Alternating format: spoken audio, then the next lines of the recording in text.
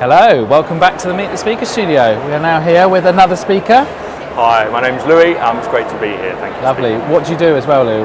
So I run a group called Care Research, and we support services to get ready for the new CQC framework. So we do CQC training on the new framework, and we also help services get amazing feedback evidence, because feedback is really the main shift in the new framework, is that focus on feedback. Lovely. We did a project with a home care company where we filmed a load of feedback from their families and the people that use their service.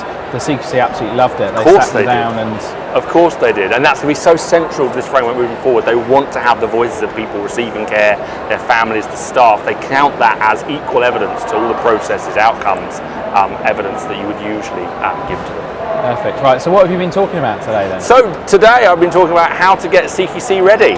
So we went through 5 key changes in the framework: quality statements, evidence categories, how evidence is collected, how evidence is going to be scored and your rating, and then the importance of feedback. And we were basically going through what the changes are, and then more importantly what you as a service need to do to get ready. So it was a pretty intensive half hour, because we were trying to rush through an entire framework that usually we spend a day going through in our training sessions. But yeah, people seem to really enjoy it and get a lot out of it, which is great. Fab, yeah, it must be. I guess it's a complicated process. We've been talking to lots of people about CQC, and one thing that comes out a lot is if you're in a position of fear, you need to look at how you're feeling about it and try to adjust your attitudes. I think a big thing that we've noted is there's been quite a bit of kind of CQC bashing, because people don't like change, and it is a major structural change in terms of how CQC is operating. And I think we kind of took the decision that actually we need to support services, make sure their teams know and understand the framework inside and out, and can actually take part in the new framework, because it is coming, and actually it's going to be good for people. So my father's 76, he will likely at some point need some care. And in the current system, I have to go online and look at a 40-page report about a service that was done in 2016 or 2018, let's give them some credit. That's not helpful.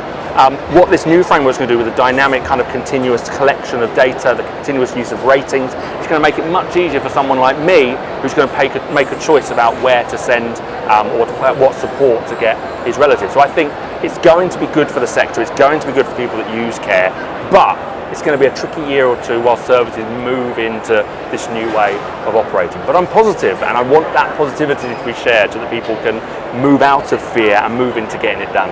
Perfect. Well. Do you know when it's coming? Yeah, so what we have from the CQC at the moment, they are doing a regional rollout, and those regions are the South, London and East, Midlands and the North. And the South is the first one to kind of go live, and that's going to be in kind of early to mid-November.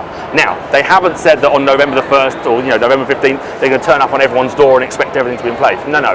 But from that point, they're going to be moving towards using that framework in terms of the way that they think of evidence, the way that they gather evidence, and the way they start to use things like scoring systems. But it's not going to be a kind of overnight wake up. It's going to be a gradual development from November, and then by March 2024, the best way to think about it is just before the beginning of the new financial year, everyone will be under this new framework. That's the intention. That's what CQC laid out yesterday in their talk, and I'm sure in the webinars that they've been doing as well. Any top tips for people then when thinking about it? Get your head around feedback.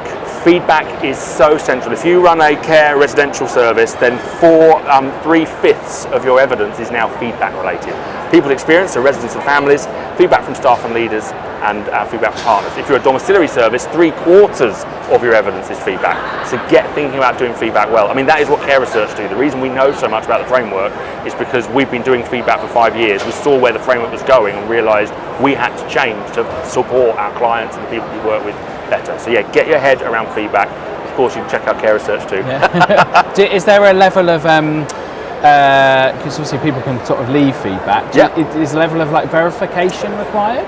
In terms of kind of the way that feedback's I don't know, if I ask collected, a family member to give me feedback, I could ask a random person to give me feedback, right? So yeah, is there a verification process? I think it's a really interesting point. I think there's 2 things to think through around feedback. One is, how do we get accurate feedback? And actually, you don't get accurate feedback by the service collecting it themselves. We've seen it before. Someone hands out a survey that says, tell us what you think about the home care manager. And then at the bottom it says, please hand in your survey to the home care manager. Like, you need to have that anonymity, which is why a group like Care Research can be so useful in collecting that feedback, because we genuinely don't know who they are. So the staff member that perhaps has English as additional language, they can speak freely, knowing they're not going to be identified, which they would be if they were going to hand in a traditional survey to their staff members. I think in terms of making it verifiable, I think this is where the expertise as a research group in terms of checking the validity of what's being said, but also the way that we do it, having those links that are sent out to the right people.